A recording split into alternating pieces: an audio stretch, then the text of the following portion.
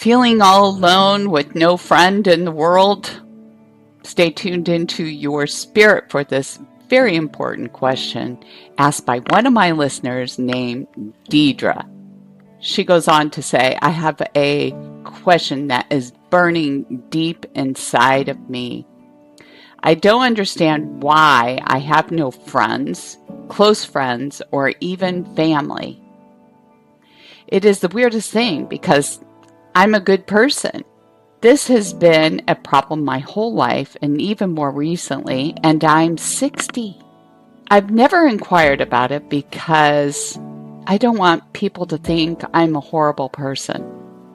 No one hates me, and I've never had closeness with anybody, not even love. So sad, she writes. The reason I chose your question, Miss Deidre, is I believe this is an issue that is of epidemic, if not pandemic, proportions right now, and you are not alone. One of the things that keeps coming up for me after reading your question is that at one point in your life, or more than once, you've reiterated to other people that you like being alone and that you're okay being alone.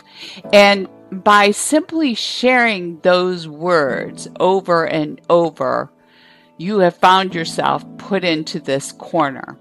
And so you have to be very conscious of your thoughts, because your thoughts become your words, and your words become your actions, and your actions become your behaviors. And then before you know it, you've created this world around you where you're actually living it on a day-to-day basis. And that might not be entirely true because you're human. You want to make that connection. You want to make that soul connection with other people around you, including your family.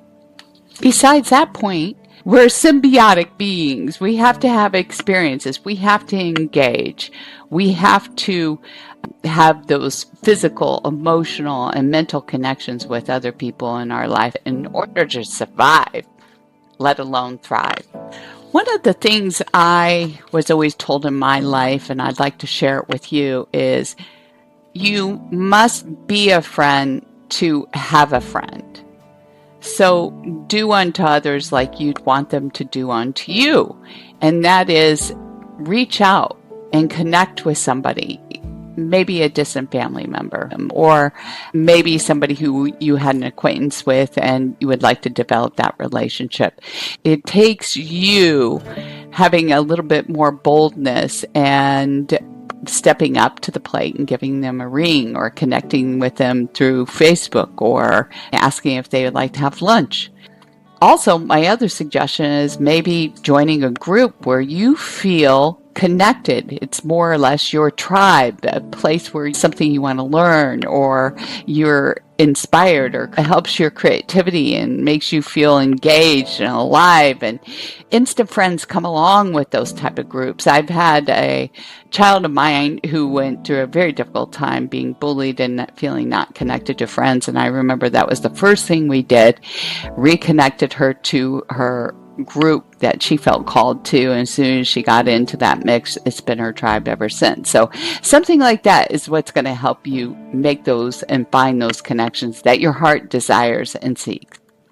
So I want you to consider those kind of ideas to help yourself engage, and life has nothing to do with you, being a horrible person. And it has a lot to do with where everybody's state is right now, thinking that the connection's going to happen through Facebook or an Instagram. It's not going to happen that way. We're going to have to make a bigger effort to step outside of our box, step outside of our homes, to find a way to connect with other people, even if it's a neighbor.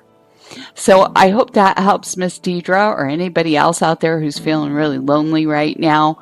And if you have a question for me, like Miss Deidre, there's two ways you can send it over. First, go to radiomediumlauralee.com, and there's a place to ask an email question. And then you can also go to Facebook Radio Medium Laura Lee group and sign up there. There's a actual place to ask me a question, and if I pick it, I'll answer it right here on air. I look forward to hearing from you.